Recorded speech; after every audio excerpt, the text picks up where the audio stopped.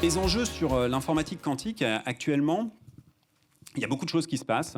Notamment, il y a un plan quantique qui a été annoncé il y a quelques temps et qui est en train de se mettre en place pour développer les technologies quantiques, donc construire un ordinateur quantique. Donc ça se passe en France, il y a un plan spécifique.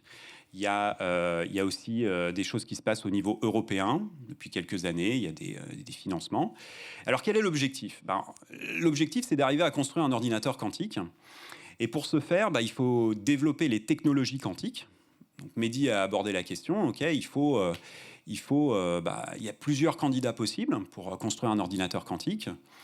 Aujourd'hui, on sait construire des ordinateurs quantiques qui ont des mémoires de quelques centaines de bits quantiques. Donc c'est pas mal. C'est pas suffisant pour avoir un ordinateur quantique qui concurrence vraiment l'ordinateur classique.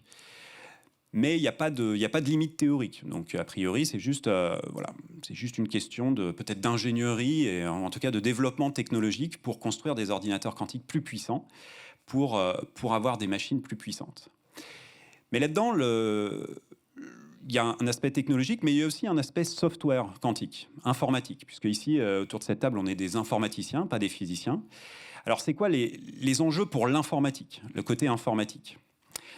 En fait, il y en a plusieurs. Il y a, tout d'abord, il y a alors suivant le contexte, on va appeler ça des applications ou des use cases, si on vient plutôt de l'industrie du business.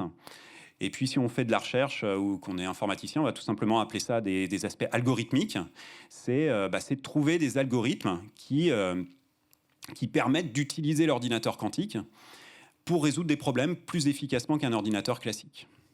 Donc là, vraiment, l'idée, c'est de servir de motivation pour construire l'ordinateur quantique, comme l'algorithme de Shor a été une motivation pour développer la recherche sur ce sujet. Et c'est comment est-ce qu'on va utiliser l'ordinateur quantique quand on l'aura? À quoi on va l'utiliser? Ça, c'est un premier aspect qui est très important. Un deuxième aspect de la recherche en software quantique, en informatique quantique, c'est de savoir comment on va utiliser l'ordinateur quantique. C'est-à-dire qu'avoir un ordinateur quantique à disposition, c'est pas la même chose qu'un ordinateur classique. Il faut développer un environnement, des langages de programmation, des choses qui permettent d'utiliser cet ordinateur au mieux, avec des règles du jeu différentes de l'ordinateur classique. Et puis enfin, dans le software quantique, il y a aussi tout un rôle d'accompagner le développement des technologies quantiques. Donc là, c'est notamment étudier les modèles de calcul quantique.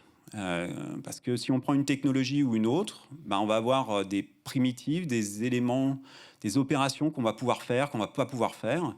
Et est-ce que ça, c'est suffisant pour faire du calcul? Donc là, il y a de l'étude des modèles de calcul qui est importante. Et puis, il y a également la notion de simulation qui est également très importante. C'est-à-dire qu'aujourd'hui, on a des ordinateurs quantiques qui sont encore petits. Et puis même dans le développement des technologies quantiques, on ne va pas forcément faire un prototype pour chaque réglage possible. Donc c'est important de pouvoir simuler les choses. Et donc il y a des questions fondamentales de comment est-ce qu'on simule les systèmes quantiques qui sont importantes pour le développement de l'ordinateur quantique.